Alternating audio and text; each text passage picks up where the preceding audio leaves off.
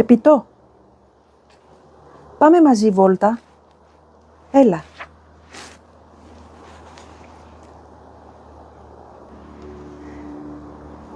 Πάμε όλοι μαζί βόλτα. Έλα, Πεπίτο. Μόλις... Ωχ, βρε όριο. Ό,τι να είναι. Είδες τι έκανε.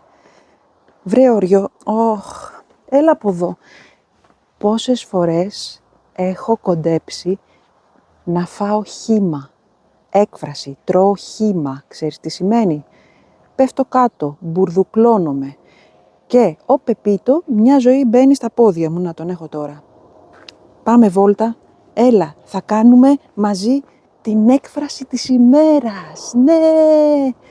Κοίτα, βασικά, να σου πω την αλήθεια. Σκεφτόμουν ότι έχω πολύ καιρό να σου κάνω την έκφραση της ημέρας.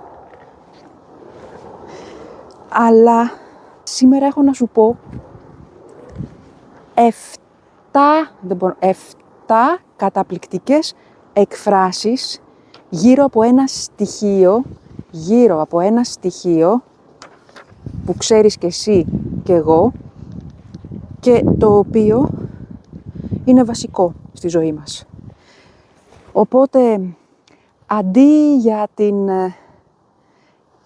έκφραση της ημέρας, σήμερα θα σου κάνω το βίντεο με τις εκφράσεις της ημέρας. Πρώτα απ' όλα, κοίτα τι ωραία. Είναι Μάρτιος και έχουν αρχίσει να ανθίζουν τα λουλουδάκια, τα δέντρα, τα πάντα. Φανταστικά, γεμάτο μαργαρίτες. Τέλεια. Έλα να σου δείξω και λίγο πάλι που βρίσκομαι εδώ πέρα. Που βρίσκομαι στην εξοχή. Δεν σου λέω κάτι καινούριο. Λοιπόν, με φόντο αυτό το ωραίο λιβάδι, σου υπόσχομαι ότι σήμερα θα μάθεις εξαιρετικά πράγματα. Και αυτές τις εκφράσεις που θα ακούσεις σήμερα είναι υπερχρήσιμες. Δεν υπάρχει μέρα που να μην τις λέμε. Τις προάλλες γυρνούσα από τα μαθήματά μου από κάτω Αθήνα και ακούω στο ραδιόφωνο αυτή την πρώτη έκφραση. Πέρα βρέχει. Για να δούμε, ξεκινάμε λοιπόν με την έκφραση πέρα βρέχει, που όπως βλέπεις στην οθόνη σου σημαίνει ότι δεν δίνω καμία σημασία, δεν ασχολούμαι καν ή απλώς κάνω ότι δεν ακούω τον άλλον, όταν δεν με συμφέρει να τον ακούσω και να κάνω αυτό που μου ζητάει. Παράδειγμα νούμερο 1.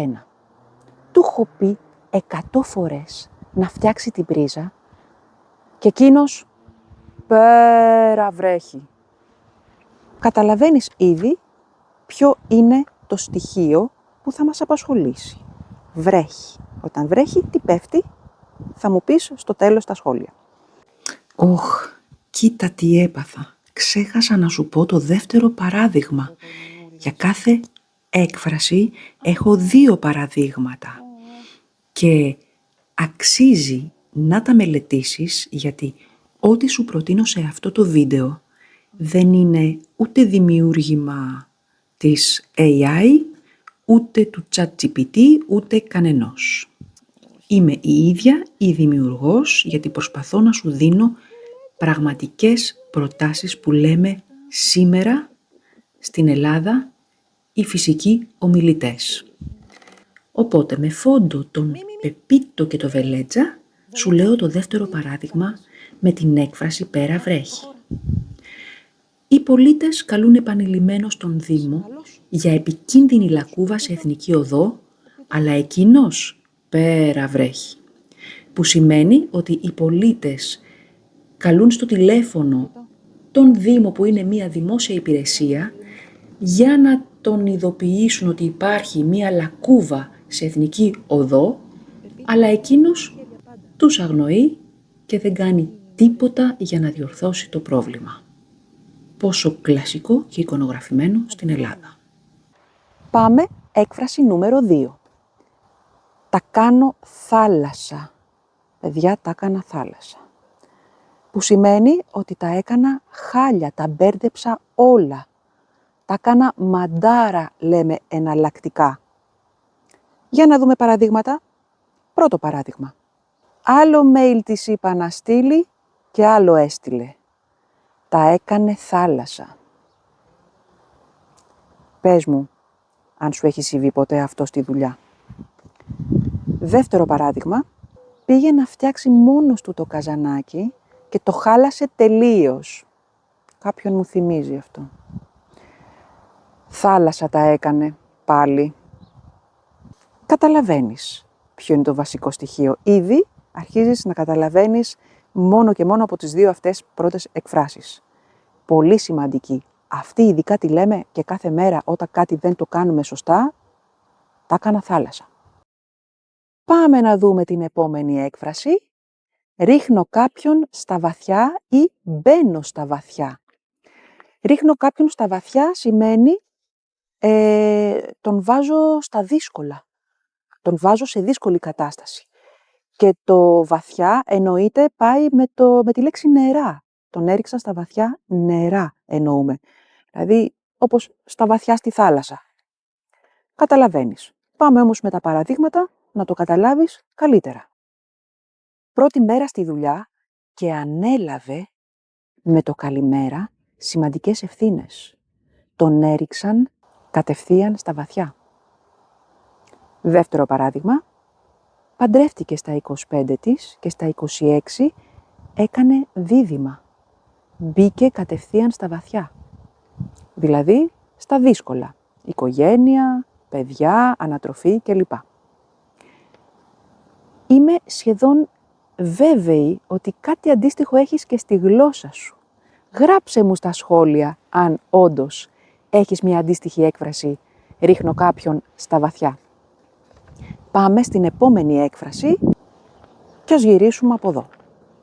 Έγινα μουσκεμα ή έγινα μουσκεμα ως το κόκαλο. Ήδη μπορείς να καταλάβεις. Σημαίνει ότι βράχηκα τελείως. Πάμε. Πρώτο παράδειγμα. Βγήκα χωρίς την ομπρέλα μου και το αδιάβροχό μου και έγινα μουσκεμα μέχρι το κόκαλο. Παράδειγμα νούμερο 2. Νάτος εμφανίστηκε και ο Πεπίτο. Γλίστρισε και έπεσε σε λακκούβα με νερό και έγινε μουσκεμα. Εύκολη έκφραση και πάρα πολύ χρήσιμη γιατί συνήθως αυτό λέμε μετά από μια μεγάλη βροχή. Μην ξεχνάς, στην Ελλάδα έχουμε καταρακτώδεις βροχές που πραγματικά αν σε πετύχουν έξω και δεν έχεις ομπρέλα, γίνεσαι παπί. Παπί, εναλλακτικά το λέμε και αυτό. Κοίτα εδώ. Ανέβηκε, δεν ξέρω αν μπορείς να το δεις, ανέβηκε πάνω στο δέντρο. Το Πεπίτο. Έλα ρε Πεπίτο. Έλα εδώ. Κάτσε να τον πάρω γιατί... Τρέχα Πεπίτο. Όχι σε μένα. Όχι σε μένα. Τρέχα Πεπίτο. Τρέχα. Έλα εδώ να σε χαϊδέψω. Καλά, εντάξει. Συνεχίζουμε, παιδιά. Συνεχίζουμε για να βλέπεις κιόλας εδώ τα παραδείγματα με την έκφραση «σαν βρεγμένη γάτα». Σαν βρεγμένη γάτα. Να μια γάτα. Ο Πεπίτο. Τι σημαίνει σαν βρεγμένη γάτα? Σημαίνει ότι κάποιος είναι είτε φοβισμένος,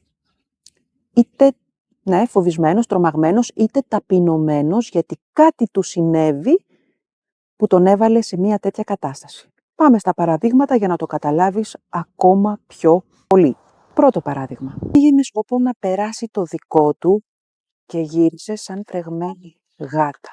Δηλαδή, δεν έγινε το δικό του, νόμιζε ότι θα κατάφερνε να κάνει το δικό του, την πάτησε, έκφραση. Δεν τα κατάφερε. Δεύτερο παράδειγμα. Κάθε φορά που τσακώνεται με τη γυναίκα του, φεύγει από το σπίτι σαν βρεγμένη γάτα. Πάμε να σου δείξω κι άλλο ένα μέρος. Πάμε να δούμε κι άλλες σκηνές. Λοιπόν, πάμε στην πρώτη τελευταία έκφραση για σήμερα. Καλά, έχει βγει και τρέχει και οριάζει και περνάει ωραία γιατί νομίζω ότι τον έχω βγάλει βόλτα. Έλα Πεπίτο. Για να δούμε λοιπόν, επόμενη προτελευταία έκφραση έχουμε κάτι που ίσως να το έχεις και εσύ. Στη γλώσσα σου γράψ' το μου στα σχόλια. Κάνω μία τρύπα στο νερό. Πω αυτή την έκφραση, παιδιά, τη χρησιμοποιούμε κάθε μέρα. Για να δούμε τι σημαίνει έκανα μια τρύπα στο νερό. Κάνω μια τρύπα στο νερό σημαίνει ότι δεν πετυχαίνω το στόχο μου.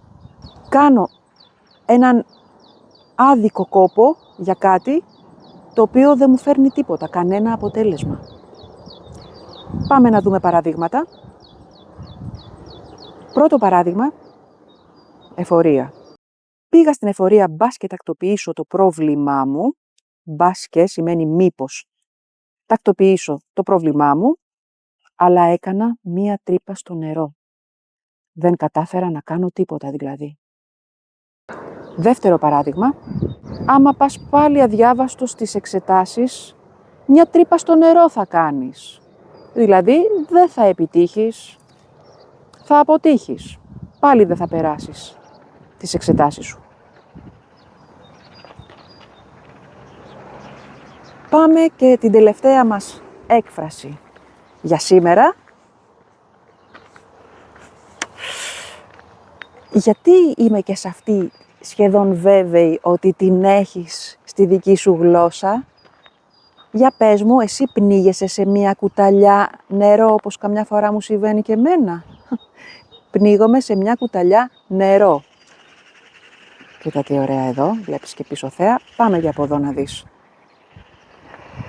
Για να δεις και θάλασσα. Τι σημαίνει πνίγομαι σε μια κουταλιά νερό? Πανικοβάλλομαι με το παραμικρό. Παθαίνω πανικό με το παραμικρό.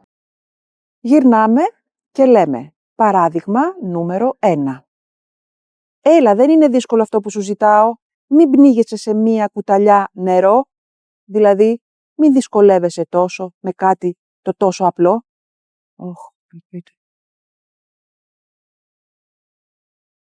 Πω, παιδιά, βγήκε ο Πεπίτος στο δρόμο και ερχόταν αυτοκίνητο, πώς δεν τον πάτησε, τρόμαξα. Με έπιασε η καρδιά μου. Τον φώναξα, ευτυχώς. Έλα εδώ, μπράβο, έλα εδώ. Να το στρέχει.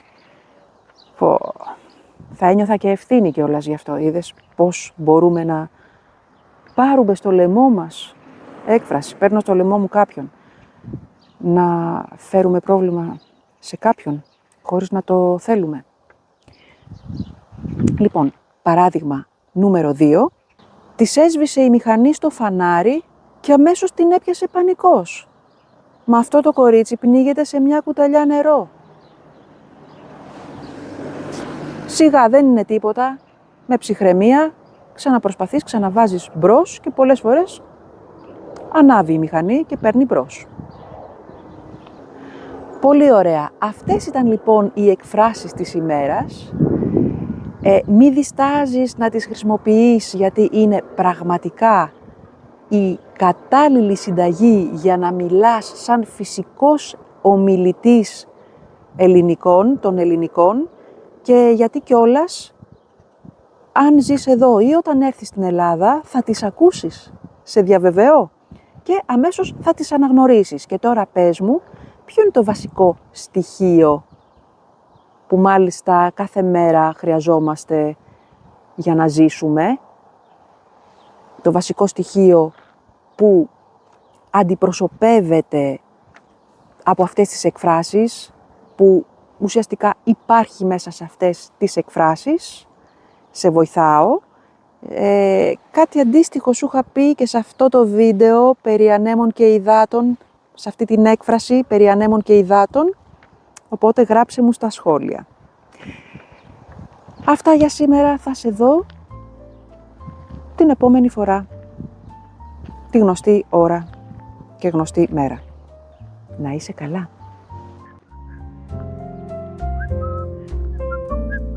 Πίτο.